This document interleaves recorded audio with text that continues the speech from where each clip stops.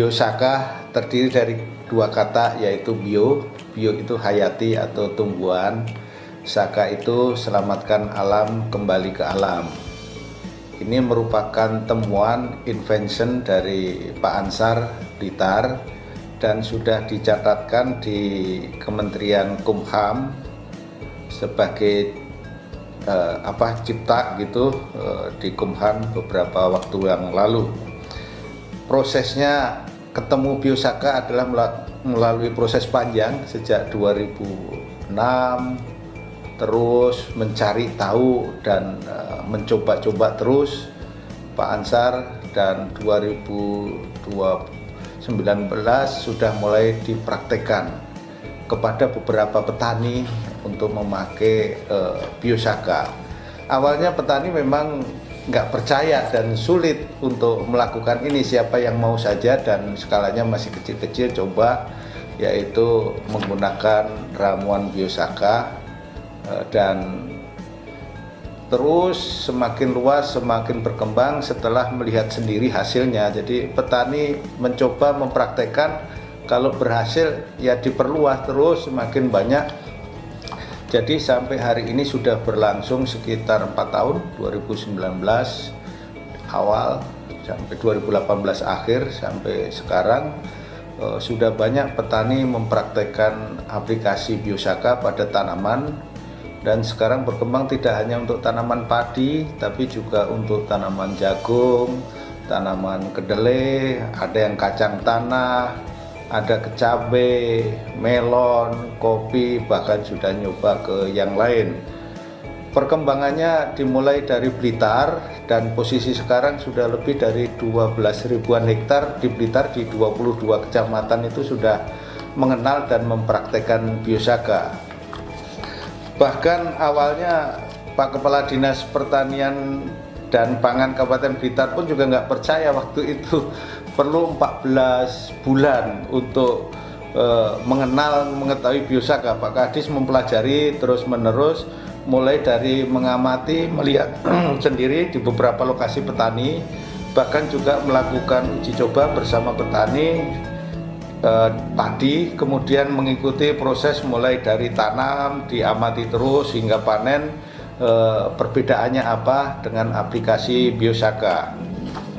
Nah, perjalanan sekarang tidak hanya di Blitar yang 12.000 hektar lebih, tapi sudah kita perluas di daerah lain. Petani secara otodidak, sistem gedok tular pun sudah melaksanakan itu di daerah Madiun, Malang, Jawa Timur sekitarnya, bahkan di Blora, di Klaten, di Sragen, Grobogan, Indramayu.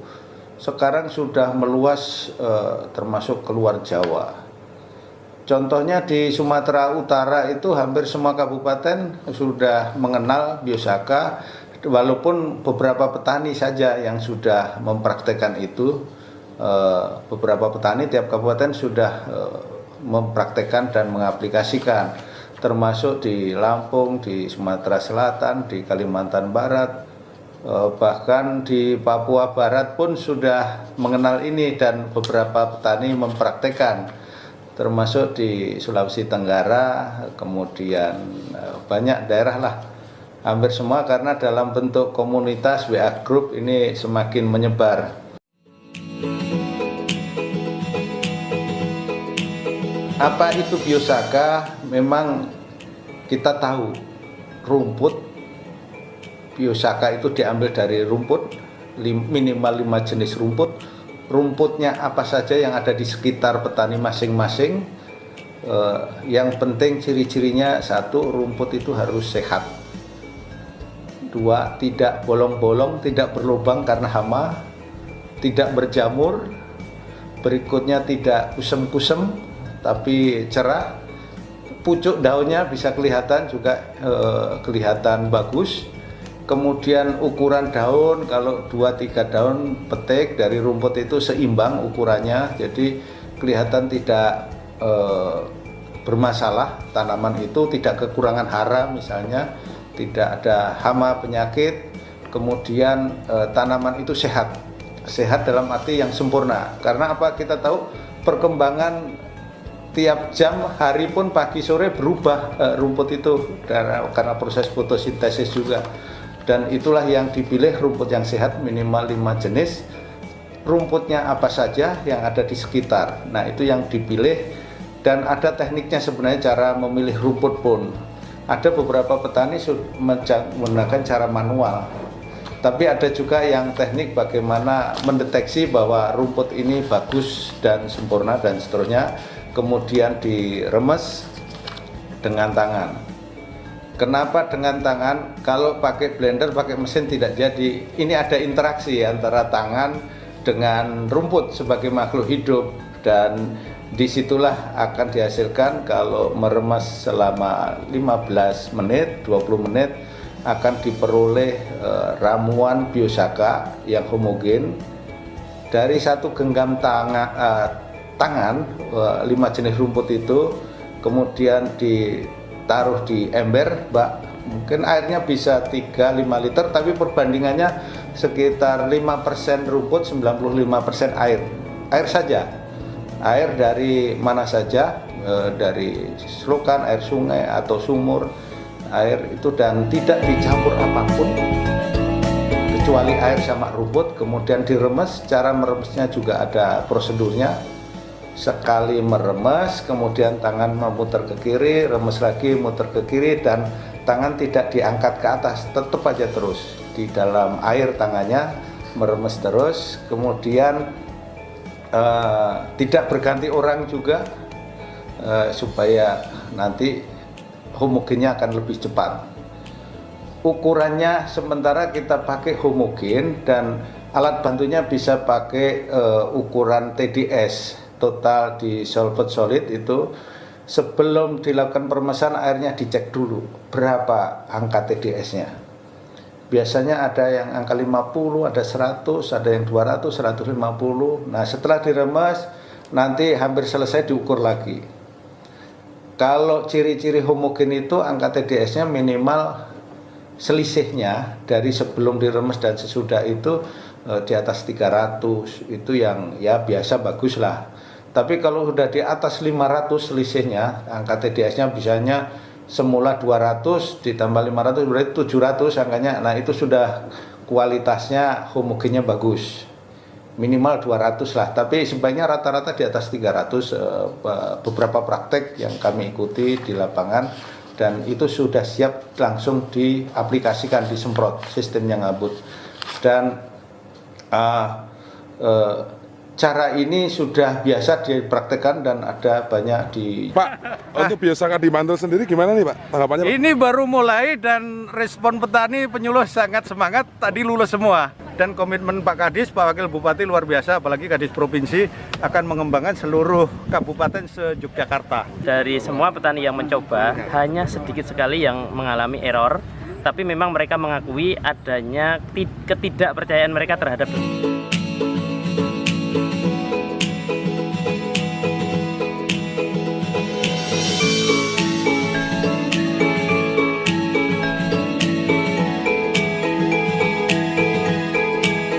Pak, untuk biosaka di Bantul sendiri gimana nih Pak tanggapannya? Pak? Ini baru mulai, dan respon petani penyuluh sangat semangat, tadi lulus semua. Dan setiap penyuluh, setiap kecamatan dan 17 kecamatan ini langsung akan mempraktekkan, dan kita ukur nanti hasilnya. Dan komitmen Pak Kadis, Pak Wakil Bupati luar biasa, apalagi Kadis Provinsi akan mengembangkan seluruh kabupaten se-Yogyakarta. Dan kita lihat responnya di tempat lain udah berhasil bagus semua yang saya kunjungi.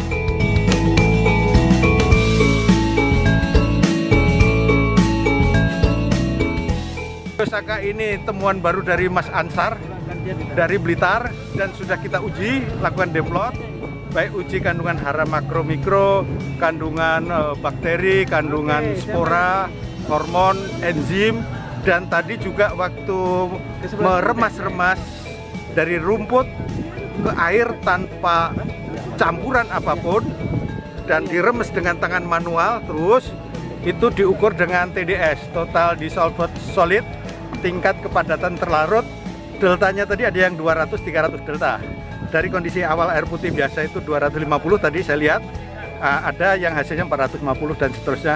Nah kalau Mas Ansar bisa deltanya 500, itu yang paling bagus. Kalau bagus hasilnya homogen itu koheren. Kalau koheren itu bisa tahan lama simpan 500. Tapi dari semua yang praktek tadi alhamdulillah udah lulus semua, tinggal direplikasi. Ingat apa yang diramu di sini karena konsep agroekosistem tidak bisa dipakai ke kabupaten lain dan lainnya dan harus manual ngeremetnya. Ini luar biasa. Bapak Menteri kemarin sudah cek sendiri di Kabupaten Mamuju dan ini menarik. Saya kira bisa direspon petani. Silahkan mencoba petani lain seluruh Indonesia, tapi hati-hati ikuti SOP karena apa? Rumput dicampur air ya itu larutannya. Tapi apakah bedanya biosaka dan tidak? Itu mesti koheren, mesti homogen. Dan ukuran homogen sudah ada salah satunya dengan TDS, ada juga yang manual udah biasa, sehingga ada manfaat terhadap pertanaman. Manfaat pertama adalah tanahnya semakin subur. Manfaat kedua, penggunaan pupuk kimia menurun. Karena apa? Di Blitar, Jawa Timur dan di tempat demplot-demplot kami paling pakai 50%-nya dari normal biasanya. Ada yang 10%, ada yang 30%, dan terakhir bahkan di Blitar itu yang saya kunjungi tidak pakai pupuk sama sekali tanaman kedua. Karena apa? Ini sudah efisiensi penggunaan pupuk, tapi ini bukan pupuk, ingat ini elisitor, ilmunya Pak Prof. Robert Manurung, dan efisiensi biaya, hama penyakit berkurang atau terhindar, hasil panennya lebih bagus. Nah ini sekarang kita uji hasilnya juga, batangnya, komponennya apa, biji gabahnya kayak apa. Kalau jagung di Sragen juga termasuk di Grobogan Pak Warjito ya, hasilnya besar-besar dan ada di YouTube semua, silakan. Jadi belajar ini bisa praktek langsung, tapi bisa juga dengan YouTube tulis saja biosaka, ada semua informasi di situ. Rasanya lebih enak.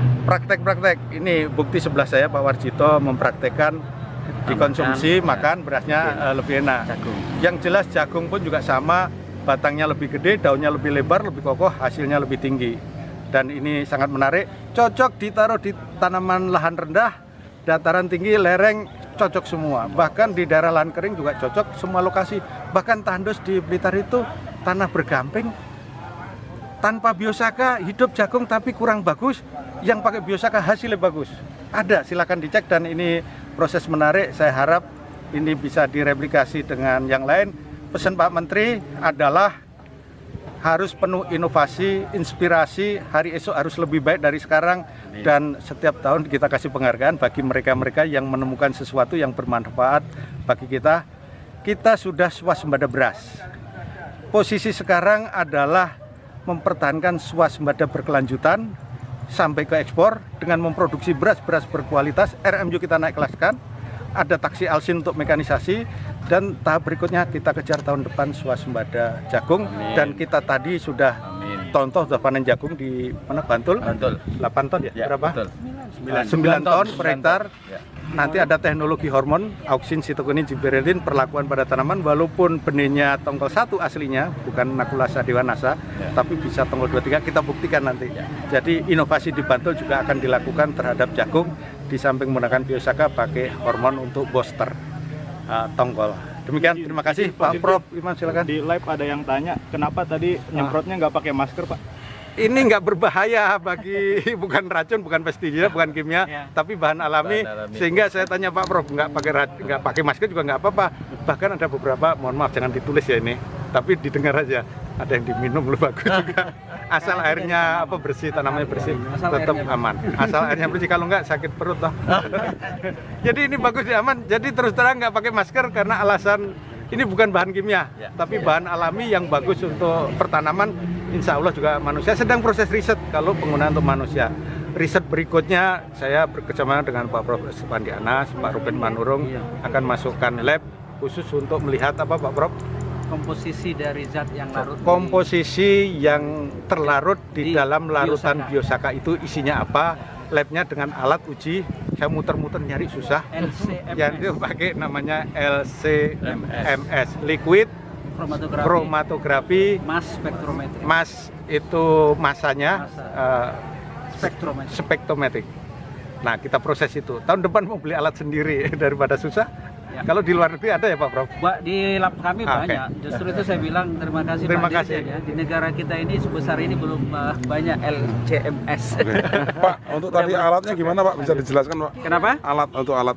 Jadi ini kan kita keberhasilannya nggak perlu dibuktikan lagi ya. Tapi pertanyaannya apa sih komponennya? Komponennya itu tentu harus diuji. Saya bisa mereka-reka ya, karena itu diambil tanaman saya tahu. Tapi kan tidak boleh seperti itu, harus dari lab. Nanti di lab itu ada alatnya tuh mass spectrometry. Dia akan bisa menentukan struktur kimianya seperti apa. Dari struktur kimianya nanti ada library-nya. Zat ini adalah ini. Kalau itu kita udah sampai di sana, kita akan bisa meningkat lagi nanti, bisa mengkombinasi zat-zat ini untuk apa, menaikkan apa, kita akan masuk. Jadi ini masih awal ya. Jadi mudah-mudahan Pak Warjito ya alatnya jadi, karena ini sangat penting untuk Republik ini. Nanti kita riset bersama-sama dengan banyak peneliti dari berbagai tempat. Lalu kita bisa, tadi saya sampaikan ya, saya bermimpi ingin menghasilkan suatu bahan makanan yang membuat kita panjang umur tapi sehat. Ya, karena sekarang banyak makanan panjang umur tapi tidak sehat. Orang sudah demensia ya. Jadi saya dan tadi sudah sampaikan pada saat presentasi, saya ingin protein kita itu jangan lagi bertumpu pada hewan. Karena itu yang membuat disebut amyloid beta protein yang jadi plak di otak kita. Dan satu-satunya disampaikan kita harus menghindari asam amino yang berbasis sulfur. Itu di mana asalnya? Di tanaman. Nah, itu kuncinya. Jadi kalau kita bisa mulai makan protein dari tanaman, kita bisa panjang umur, sehat, tapi petaninya juga makmur, alam kita lebih baik lah, gitu kira-kira. Amin. Pak Ansar, silakan. Pak Ansar, ada yang mau disampaikan baru lagi? Jadi nggak usah lagi ya. Gimana Pak Ansar? Ya. Yang pokok-pokok intinya yang masalah selama ini atau progresnya aja? Baik, Perkembangan di mana sedikit saja? perkembangan tentang Biosaka. Hari ini Biosaka sudah menjadi konsumsi publik ya, konsumsi umum, dan petani secara inisiatif itu melakukan identifikasi, percobaan dan pengujian langsung di lahannya masing-masing. Nah, dengan menunjukkan sikap yang positif, artinya memang berhasil. Dari semua petani yang mencoba, hanya sedikit sekali yang mengalami error, tapi memang mereka mengakui adanya ketidakpercayaan mereka terhadap dosis dan cara aplikasinya. Tapi bagi mereka yang sudah mengikuti SOP, terus sudah bisa membuat Biosaka dengan baik, mereka melaporkan bahwa Biosaka itu sangat baik dan membantu di pertanian mereka. Nah, hari ini saya pikir tugas dan penjelasan tentang Biosaka sudah banyak sekali.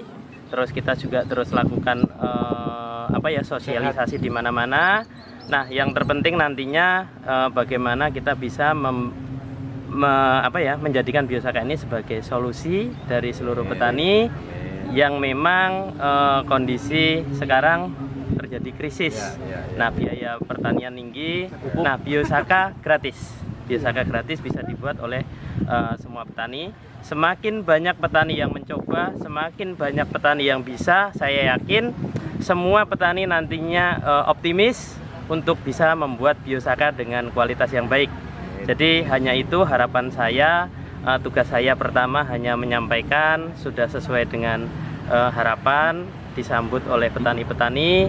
Ya, saya hanya meminta bantuan kepada seluruh petani yang sudah bisa membuat Biosaka untuk mengajarkan petani-petani yang lain. Kalau petani yang belum bisa, diberi. Jadi semakin luas, semakin membantu petani kita. Mungkin cukup. Tadi sempat dikatakan menggunakan alat dan bedanya apa? Pengukuran tadi Mas. Yang pakai alat itu loh. TDS ya. Jadi untuk TDS kita sudah mencoba mengidentifikasi mengkalibrasi sama Profesor Robert. Semakin baik TDS-nya, semakin stabil tingkat homogennya, semakin bagus juga kualitas Biosakanya. Bukan berarti yang TDS-nya kecil nggak bisa dipakai, bisa dipakai. Tapi itu semua bisa dicapai nanti dengan pengalaman, seiring pengalamannya petani. Pelan-pelan, 1 kali membuat, 2 kali membuat, 3 kali membuat, sudah mulai terbiasa, sampai terbiasa memilih bahan, semua bisa dicapai.